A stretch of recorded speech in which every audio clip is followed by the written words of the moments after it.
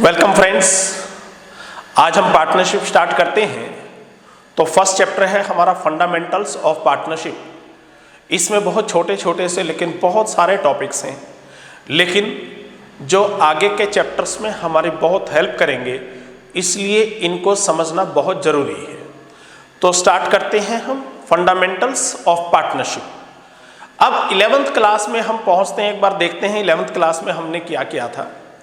आपको याद होगा 11th क्लास में हमने सोल प्रोप्राइटरशिप के यानी कि एकाकी व्यापारी के यानी कि बिजनेस का मालिक एक अकेला व्यक्ति होता था, उसके अकाउंट्स पढ़े थे। लेकिन यहाँ पर 12th क्लास में हम पार्टनरशिप अकाउंट्स पढ़ेंगे। तो पार्टनरशिप का मतलब है एक से ज़्यादा व्यक्ति मिलकर बिजनेस को चलाएंगे, यानी कि जो ओनर्स होंगे बिजनेस के वो एक व्यक्ति से ज़्यादा होंगे। तो पहले हम लीगल डेफिनेशन देखते हैं क्या है। हमारे देश में एक पार्टनरशिप एक्ट है 1932 का, अंग्रेजों के ज़माने से। उसमें सेक्शन 4 में डेफिनेशन दी हुई है पार्टनरशिप की। तो क्या डेफिनेशन है? As per law, partnership is the relation. तो पार्टनरशिप एक रिलेशन को माना है, रिलेशन को अंडरलाइन कर ले, between persons, relation between persons, उन व्यक्तियों के बीच में पाया जाने वाला संबंध पार्टनरशिप कहलाता है। किन व्यक्तियों के बीच में पाया जाने वाला संबंध? Who have agreed to share profits.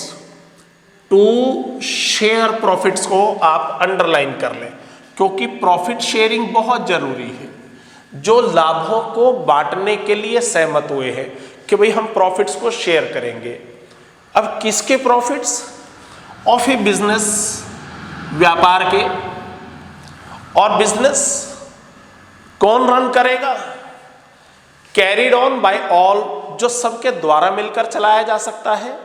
और any of them acting for all, या फिर सबकी तरफ से कोई एक पार्टनर भी उस बिजनेस को चला सकता है। तो ऐसा जरूरी नहीं है कि सभी पार्टनर वर्किंग पार्टनर हो, वो हर समय उसमें बिजनेस में इन्वॉल्व रहें। उनकी तरफ से रिप्रेजेंटेटिव कैपेसिटी में कोई एक पार्टनर भी बिजनेस को रन कर सकता है। तो इस डेफिनेशन से कुछ इसेंशियल कैरेक्टरिस्टिक्स, कुछ फीचर्स पार्टनरशिप की हमारे सामने निकल कर आई है। तो हम उन फीचर्स को लेते हैं पॉइंट बाय पॉइंट। पहली फीचर है टू और मोर पर्संस। भाई पार्टनरशिप जैसा कि नाम से ही स्पष्ट है, साझेदारी। तो एक अकेला व्यक्ति तो साझेदारी में होता नहीं है मालिक, एक से ज्यादा होंगे, एटलीस्ट 2 पर्संस तो होने चाहिए। तो एटलीस्ट 2 पर्सन होने चाहिए, मिनिमम 2 पर्संस। पार्टनरशिप में मिनिमम 2 पार्टनर तो होने चाहिए। लेकिन क्या मैक्सिमम नंबर ऑफ पार्टनर्स के लिए भी कोई रेस्ट्रिक्शन है, कोई लिमिटेशन है? जी हाँ, बिल्कुल है। कंपनीज एक्ट 2013 में सेक्शन 464 में सेंट्रल गवर्नमेंट को ये पावर दी गई है कंपनीज एक्ट की तरफ से कि सेंट्रल गवर्नमेंट ये डिसाइड करे कि पार्टनरशिप में मैक्सिमम नंबर ऑफ पार्टनर्स कितने हो सकते हैं। और वह भी जब सेंट्रल गवर्नमेंट डिसाइड करेगी तो 100 से ज़्यादा नहीं कर सकती। यानी कि सेंट्रल गवर्नमेंट की पावर भी जो है वो 100 से ज़्यादा पार्टनरशिप में पार्टनर्स को अलाउ करने की नहीं है। अब सेंट्रल गवर्नमेंट ने उस पावर को यूज किया और सेंट्रल गवर्नमेंट ने एट प्रेजेंट जो रूल बना रखा है वह है maximum 50 persons can be partners in A partnership firm. तो यहाँ पे मैक्सिमम आपके पार्टनर कितने हो सकते हैं? मैक्सिमम 50 पर्सन्स पार्टनर हो सकते हैं पार्टनरशिप। तो पार्टनरशिप में मिनिमम 2, एक से तो पार्टनरशिप बनती ही नहीं। और maximum at present 50 central government ने अलाउ कर रखे हैं कि 50 से ज़्यादा पर्सन जो है वो पार्टनरशिप में नहीं हो सकते। अगर 50 से ज़्यादा होंगे तो फिर वह इलीगल होगी, फिर आपको कंपनी की फॉर्म में उसको रजिस्टर कराना होगा। तो पहली फीचर थी 2 और मोर पर्सन्स, ये स्पष्ट हो गई। सेकंड फीचर है एग्रीमेंट। पार्टनर्स में एग्रीमेंट होना चाहिए, कोई समझौता होना चाहिए, कोई ठहराव होना चाहिए। अब वो एग्रीमेंट इसलिए किया जाता है ताकि इन फ्यूचर होने वाले डिस्प्यूट से बचा जा सके। कोई डिस्प्यूट पार्टनरशिप फर्म को डिसोल्यूशन तक ना पहुंचा दे अगर हम उसे रिजॉल्व नहीं कर पाए तो एग्रीमेंट रिटर्न भी हो सकता है और ओरल भी हो सकता है। जरूरी नहीं है कि रिटर्न एग्रीमेंट हो, वर्बली ओरली भी पार्टनर एग्री हो सकते हैं सर्टेन पॉइंट्स पे जहां पे उनको लगता है कि यहाँ डिस्प्यूट्स अराइज हो सकते हैं। लेकिन अगर एग्रीमेंट रिटर्न में हो तो ये एक सेफर कोर्स ऑफ एक्शन, ज़्यादा सुरक्षित माना जाता है। रिटर्न एग्रीमेंट में किसी पार्टनर के बाद में डिनाई करने के चांसेस नहीं रहते। और जब हम रिटर्न एग्रीमेंट बनाते हैं पार्टनरशिप में, इन फ्यूचर कोई डिस्प्यूट ना हो, अगर हो तो उसको हम रिजॉल्व कर सकें, इसके लिए जब हम रिटर्न एग्रीमेंट लिखते हैं तो उसे हम बोलते हैं, रिटर्न एग्रीमेंट को पार्टनरशिप डीड। क्या बोलते हैं उसे हम? Partnership deed. तो पार्टनरशिप डीड में हम वो सब पॉइंट्स क्लियर कर लेते हैं जो हमारे दिमाग में आते हैं, जिनसे हमें लगता है कि इन फ्यूचर इन पॉइंट्स पे डिस्प्यूट्स अराइज हो सकते हैं पार्टनर्स के बीच में। तो उनको हम पहले से ही एक रिटर्न फॉर्म में पार्टनरशिप डीड में लिख लेते हैं। जनरली पार्टनरशिप डीड में क्या लिखा होता है? फर्म का नाम क्या होगा, उसमें पार्टनर्स कौन कौन होंगे, उन सब पार्टनर्स के नाम, एड्रेस, उनके डिस्क्रिप्शन, उनकी कैपिटल कितनी होगी, उनकी प्रॉफिट शेयरिंग रेशियो क्या होगी, interest on capital, interest on drawings के बारे में डिसाइड कर सकते हैं। बैंक अकाउंट कौन कौन पार्टनर ऑपरेट करेंगे, ऑडिट अकाउंट्स का करवाना है नहीं करवाना है, किस तरह से, इस तरह से। तो और अगर कोई डिस्प्यूट हो जाता है तो उसे किस तरह से रिजॉल्व करेंगे। इस तरह से बहुत सारे पॉइंट्स हैं जो कि आप पार्टनरशिप डीड में पहले से ही रिटर्न फॉर्म में लिखकर और आप इन फ्यूचर होने वाले डिस्प्यूट्स को अवॉइड कर सकते हैं। तो पार्टनरशिप में एग्रीमेंट होना चाहिए। एग्रीमेंट रिटर्न भी हो सकता है और ओरल भी हो सकता है। हमने यहाँ पे बात की रिटर्न एग्रीमेंट की, उसको हम पार्टनरशिप डीड बोलते हैं जनरली। नेक्स्ट है लॉफुल बिजनेस। तो यहाँ पे आपका पार्टनरशिप में भी आया था टू शेयर प्रॉफिट्स, डेफिनेशन में आपने पढ़ा था पार्टनरशिप की, to share profits of a business. तो बिजनेस कैसा होना चाहिए? बिजनेस इलीगल नहीं होना चाहिए, अनलॉफुल नहीं होना चाहिए, not opposed to public policy होना चाहिए। अपोज टू पब्लिक पॉलिसी कोई बिजनेस आप नहीं कर सकते। तो लॉफुल बिजनेस होना चाहिए, कानून जिसको मानता हो, वैधानिक व्यापार होना चाहिए। तो बिजनेस मस्ट बी लॉफुल। अगर बिजनेस नहीं है तो फिर इसका मतलब वह पार्टनरशिप नहीं है। मान लिया दो दोस्त आपस में डिसाइड करते हैं कि भाई कल से हम मॉर्निंग वॉक पे जाया करेंगे, तो यहाँ पे कोई बिजनेस नहीं है, कोई इकोनॉमिक एक्टिविटी नहीं है ऐसी, तो इसे हम पार्टनरशिप नहीं कह सकते।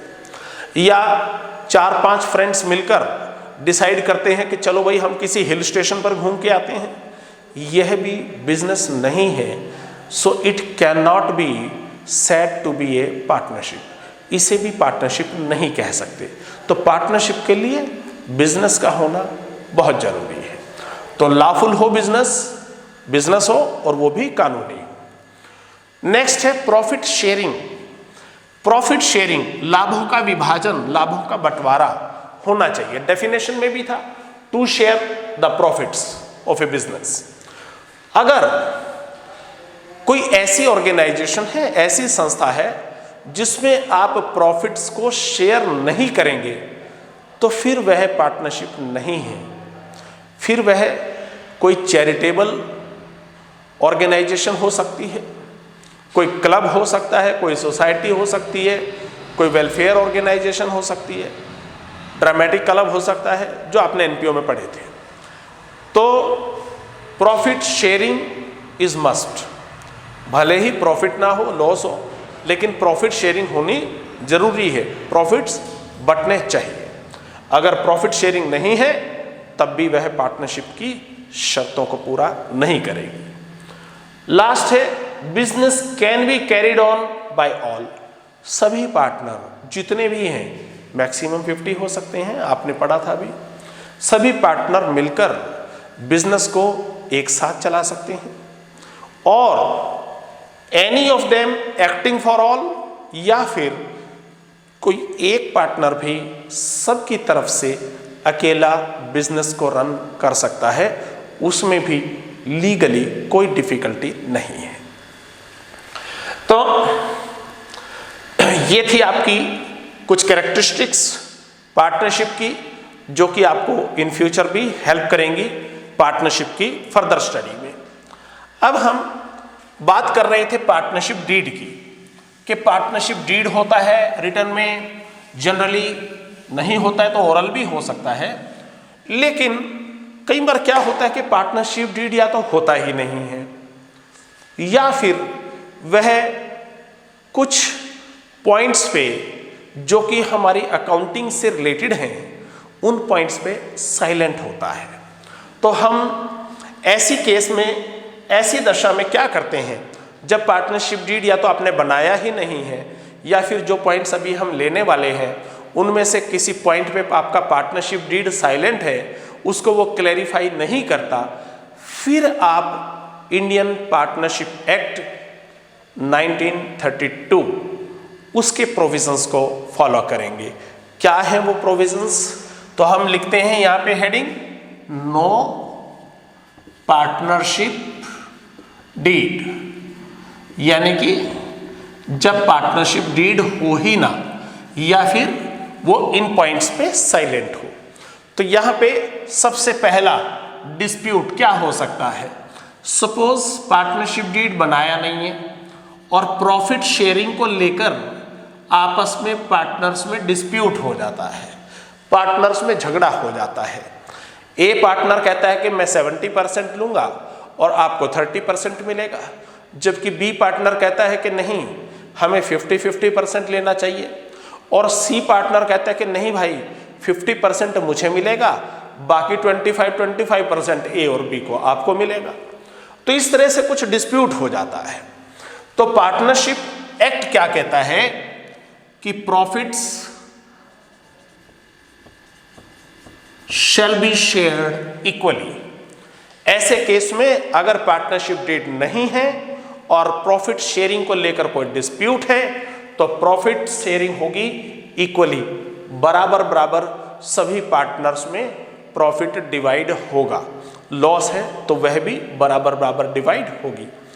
कोई पार्टनर भले ही कैपिटल ज़्यादा लगाए, कोई पार्टनर भले ही ज़्यादा टाइम डिवोट करे, ज़्यादा मेहनत करे, इससे कोई प्रभाव डिसीजन पे पड़ने वाला नहीं है। तो profit sharing shall be equal. पहला डिस्प्यूट अगर प्रॉफिट शेयरिंग के मामले में है तो रिजॉल्व हो जाएगा आपका। सेकंड, आपका डिस्प्यूट हो सकता है इंटरेस्ट ऑन कैपिटल के रिगार्डिंग। अब मान लिया ए बी सी 3 पार्टनर हैं, ए पार्टनर ने 10 लाख कैपिटल लगाई, बी पार्टनर ने 2 लाख कैपिटल लगाई और सी ने सिर्फ 1 लाख रुपए कैपिटल लगाई। अब ए सोचता है कि मैंने तो बहुत ज़्यादा amount in comparison to other partners, मैंने तो बहुत ज़्यादा कैपिटल इन्वेस्ट की है, तो मुझे इंटरेस्ट ज़्यादा मिलना चाहिए, तो इंटरेस्ट ऑन कैपिटल होना चाहिए। लेकिन अगर आपको इंटरेस्ट लेना था तब आपको पार्टनरशिप डीड बनाकर उसमें इसके लिए प्रोविजन बनाना चाहिए था। अगर प्रोविजन नहीं बनाया है तो interest on capital is not allowed. ये पार्टनरशिप एक्ट का प्रोविजन है। इसी तरह से डिस्प्यूट हो सकता है regarding interest on drawings. Partners personal use के लिए बिजनेस में से कुछ अमाउंट विड्रॉ कर लेते हैं, जिनको हम ड्राइंग्स के नाम से जानते हैं। 11th क्लास में भी आपने पढ़ा था। इंटरेस्ट ऑन ड्राइंग्स के मामले में भी अगर आपने पार्टनरशिप डीड नहीं बनाया है और प्रोविजन नहीं रखा है उसमें, तो नॉट अलाउड। पार्टनरशिप एक्ट कहता है कि अगर आपको इंटरेस्ट ऑन ड्राइंग्स चाहिए था, फर्म को कहता है कि अगर आपको इंटरेस्ट ऑन ड्राइंग्स चाहिए था तो पार्टनर्स को आपस में एग्रीमेंट करके उसमें प्रोविजन रखना चाहिए था। तो अगर पार्टनरशिप डीड नहीं है तो इंटरेस्ट ऑन ड्राइंग्स भी अलाउड नहीं होता। ना इंटरेस्ट ऑन कैपिटल अलाउड होता है, ना इंटरेस्ट ऑन ड्राइंग्स अलाउड होता है। इसके बाद अगर कोई पार्टनर अपनी सर्विसेज के लिए कोई सैलरी, बोनस, कमीशन या किसी और नाम से एनी अदर रेम्युनरेशन, अपनी सेवाओं के लिए कोई और पारिश्रमिक चाहता है, वो कहता है कि भाई मैंने तो बहुत ज़्यादा समय डिवोट किया है, मैं तो बहुत ज़्यादा मेहनत करता हूँ, बाकी दूसरे पार्टनर्स तो इतना टाइम डिवोट करते नहीं हैं, तो मुझे कुछ एक्स्ट्रा बोनस मिलना चाहिए किसी ट्रांजैक्शन के लिए, या मैं स्पेशल बिजनेस लाया हूँ बिजनेस अपनी पार्टनरशिप के लिए, उसके लिए मुझे बोनस मिलना चाहिए या कमीशन मिलना चाहिए, या मेरी सर्विसेज के रिवार्ड में मुझे सैलरी मिलनी चाहिए। तो भाई प्रोविज़न बिल्कुल स्पष्ट है कि अगर आपने पार्टनरशिप डीड नहीं लिखा है तो इस तरह से आपको कोई भी सैलरी, बोनस, कमीशन या किसी और नाम से कोई भी रेम्युनरेशन नहीं मिलेगा, नॉट अलाउड। क्योंकि यदि आपको ऐसा कोई रेम्युनरेशन चाहिए था तो आपको पार्टनरशिप डीड लिखकर उसमें वो पहले से स्पष्ट कर लेना चाहिए था, क्लियर होना चाहिए था। तो पार्टनरशिप डीड नहीं है तो कोई सैलरी, बोनस, कमीशन भी नहीं मिल पाएगा। Last point, 5th, interest on loan. अब कई बार क्या होता है, पार्टनरशिप फर्म को फंड्स की रिक्वायरमेंट होती है, बीच में उसको पैसा चाहिए व्यापार में, तो पार्टनरशिप फर्म बाहर से किसी आउटसाइडर से लोन ले सकती है, बैंक जैसी किसी फाइनेंशियल इंस्टीट्यूशन से लोन ले सकती है। तो वहां से अगर पार्टनरशिप फर्म लोन लेगी तो उसे इंटरेस्ट तो पे करना पड़ेगा। लेकिन कई बार क्या होता है, किसी पार्टनर के पास ही सरप्लस फंड्स अवेलेबल होते हैं, उसकी फाइनेंशियल पोजीशन स्ट्रांग होती है, तो वो फर्म को ऑफर करता है कि चलिए आपको बाहर से जो लोन लेना है वो मैं दे देता हूं फर्म को। लेकिन उसने लोन तो दे दिया, पर इंटरेस्ट के बारे में उन्होंने कोई पार्टनरशिप डीड में प्रोविजन बना नहीं रखा था, या उन्होंने उसमें कुछ ऐसा क्लॉज कोई ऐड नहीं किया। तो ऐसे केस में अब डिस्प्यूट है कि वो पार्टनर जिसने लोन दिया है वो तो इंटरेस्ट के लिए डिमांड करता है, और बाकी पार्टनर्स कहते हैं कि भाई नहीं, इसके लिए तो कोई प्रोविजन था नहीं, पार्टनरशिप डीड तो साइलेंट था या पार्टनरशिप डीड ही नहीं था। तो ऐसे केस में इंडियन पार्टनरशिप एक्ट के प्रोविजन कहते हैं कि पार्टनर को इंटरेस्ट ऑन लोन, ध्यान करें इंटरेस्ट ऑन कैपिटल नहीं, नॉट अलाउड हो चुका है interest on capital. Interest on loan, loan वो होता है जो कैपिटल से अलग दिया जाता है, एक्स्ट्रा दिया जाता है, लोन के रूप में कहकर दिया जाता है, कैपिटल कंट्रीब्यूशन के रूप में नहीं दिया जाता, ये ध्यान करें। तो अगर लोन के रूप में किसी पार्टनर ने दिया है कुछ पैसा, कुछ अमाउंट फर्म को उधार दिया है, तो उस पे उसे इंटरेस्ट जरूर मिलेगा, और उसकी रेट भी एक्ट में स्पेसिफाई कर रखी है, और वह रेट है at the rate of 6% per annum, 6% वार्षिक की दर से इंटरेस्ट आपने जरूर देना है। तो ये थे आपके कुछ ऐसे प्रोविजंस, जब पार्टनरशिप डीड ना बना रखा हो तो फिर डिस्प्यूट्स को रिजॉल्व करने के लिए हम इन 5 नियमों का पालन करते हैं और अपने डिस्प्यूट्स को रिजॉल्व करते हैं। तो नो पार्टनरशिप डीड या in the absence of partnership deed, इस तरह से आपको स्टार्टिंग में ही चैप्टर में कुछ क्वेश्चन मिलेंगे, तो आप इनको रिजॉल्व कर पाएंगे। अब एडिशनली मैं आपको 1-2 पॉइंट और बता दूं। अगर कोई पार्टनर अन्य पार्टनर्स के नॉलेज में दिए बिना फर्म के रिसोर्सेज को, फर्म के फंड्स को कहीं यूज कर लेता है किसी बिजनेस में, किसी एक्टिविटी में, और उस एक्टिविटी से, उस बिजनेस को कुछ प्रॉफिट हो जाता है। मान लिया ABC 3 पार्टनर हैं। ए पार्टनर ने फर्म के फंड्स में से 1 लाख रुपया निकालकर कहीं इन्वेस्ट कर दिया, कहीं उसने लगा दिया, और उससे उसको सपोज 20,000 का प्रॉफिट हो गया। अब उसे फर्म को 1 लाख रुपया वापस करना चाहिए या 1,20,000? कानून ये कहता है कि उसे पूरा 1,20,000 रुपीज़ रिटर्न करना पड़ेगा अगर उसने प्रॉफिट कमाया है फर्म की दूसरे पार्टनर्स की नॉलेज के बिना। लेकिन यहाँ इस केस में नियम उल्टा भी है। अगर लॉस हो जाए, मान लिया फर्म के फंड्स को उसने यूज़ किया और उन फंड्स को यूज़ करने से उसे कुछ लॉस हो गया, अब वो कहता है भाई लॉस काट के दूंगा मैं, तो नहीं, यहाँ पे नियम उल्टा है।